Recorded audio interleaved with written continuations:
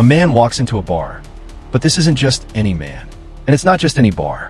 What unfolds from this moment will bend your mind, twist your sense of identity, and question everything you know about time. This is Predestination, a movie that starts like a mystery, turns into a paradox, and ends like a philosophical gut punch. Stay with us, because every second of this breakdown will blow your mind. But before we dive into the recap of this mind-bending film, make sure to like this video, subscribe to Recap Scope, and hit the notification bell.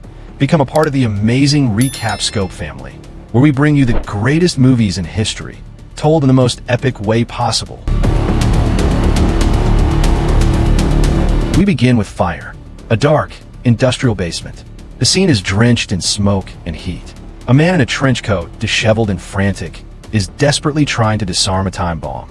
His face is tense, his fingers shaking uncontrollably, the countdown nearing its zero.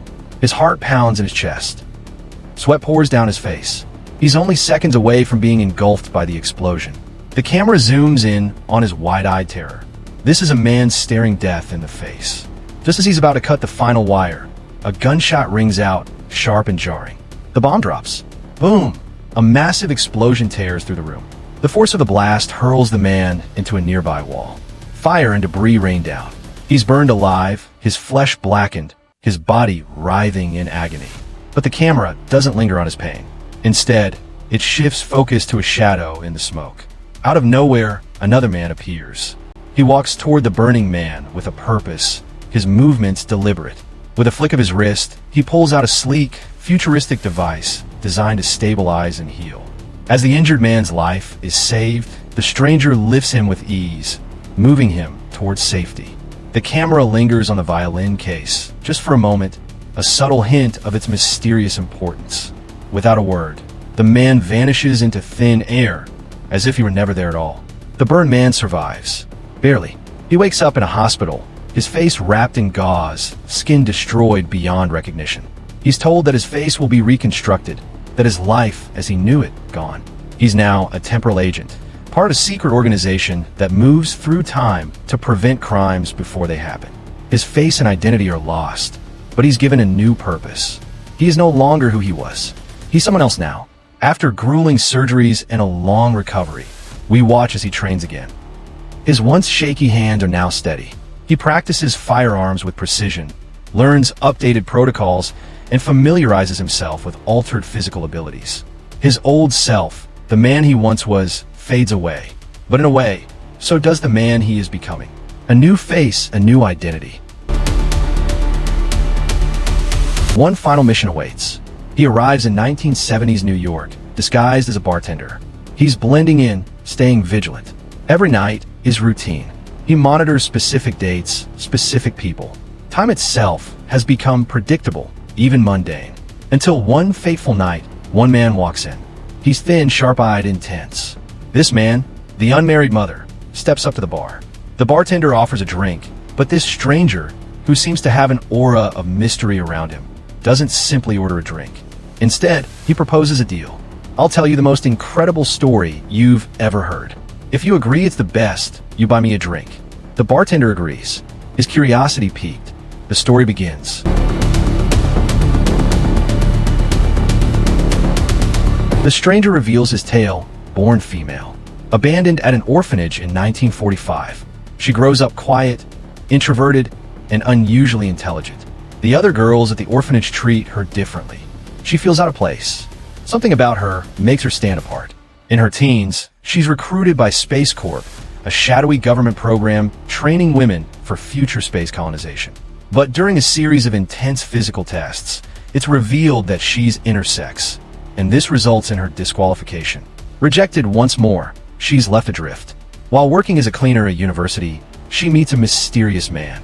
He's charming, intellectual, and kind. They fall in love, and for the first time, she feels complete. But then, in an instant, he vanishes. No warning. No trace. He's gone.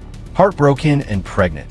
She's forced to go through an incredibly painful experience when doctors must remove her female reproductive organs. It's a loss. A traumatic event that defines who she is. She undergoes corrective surgery and is legally reassigned as male. Her new name, John. Yet, as John, he's not entirely free of his past. Tragedy strikes again. His baby is stolen from the hospital. The child he spent years thinking about, gone in an instant. As the bartender listens, silent, he leans in, then says, "What if I told you I could help you find that man? The one who abandoned you?" John's world shatters. It's too much to process. But the bartender opens a locked cabinet behind the bar. Inside, there it is, a time travel device. You can confront him, change your life, but you have to trust me. They jump back to 1963. The city streets are alive with the buzz of another time. John watches his past self, Jane, walking across a college campus. He approaches her, flirts, bonds. They fall in love. Time folds in on itself. The past is alive, and in this moment, they are living it once again. Meanwhile, the bartender stays in the shadows. He's not just a passive observer. He's an active participant, guiding events, making sure they unfold just right. When Jane becomes pregnant, the bartender steps in. He extracts her from the labor room. He takes the baby, the child who would grow up to be Jane, who would later become John. And just like that, the cycle continues. He travels to 1945. The baby is abandoned at the orphanage. The cycle is complete. The baby becomes Jane. Jane becomes John. John becomes the lover. And the lover becomes John. He is his own mother and father. Each loop closes. Later, in a quiet room, John confronts the truth.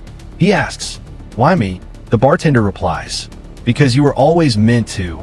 Then, the bartender removes his mask. It's the same face, but older, wiser, more tragic. He reveals that everything that has happened, every choice, every event, was preordained. Every version of John grows into the next. There is no escape. This is the way it was always meant to be. But there's one final mission left. The Fizzle Bomber, a terrorist who's killed thousands across decades. The agent must stop him before he strikes again.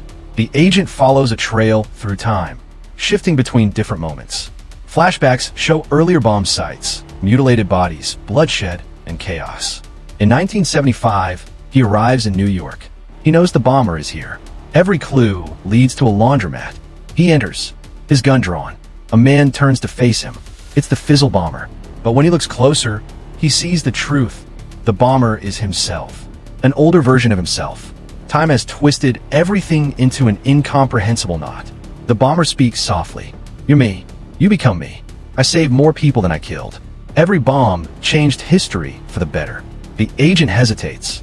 He wants to believe, but the mission is clear. Stop the bomber. He pulls the trigger. Bang! The bomber falls, dead. The agent believes the loop is broken. The future has been changed. He retires. He tries to move on, to start over. But when he decommissions his time device, something's wrong. A readout flashes red. Unreconciled detonation event. It's not over. The loop hasn't ended. He starts to unravel. He reads through files. He scans his past. The bar. The stool where he sat telling the story. Everything. Every clue. It's all right there in front of him. Then a haunting thought lingers. I know where I came from, but not where I came from. He was the baby, the mother, the father, the agent, the bomber. He was always himself. So, was it destiny? Madness? Or the universe folding in on itself? Predestination is not just a movie. It's a loop, a perfect circle. Every clue was there, every twist inevitable. The more you think about it, the deeper it gets. If your brain hasn't melted yet, congratulations. You just time traveled through one of the most complex sci-fi thrillers ever made. Thanks for watching. If you love this breakdown, hit that like button, subscribe to Recap Scope for more mind-bending movie stories, smash that notification bell, and drop a comment below. What do you think happened in the end? Join the amazing Recap Scope family, where we bring the greatest films in history to life in the most unforgettable way. Until next time, remember, time waits for no one, except maybe him.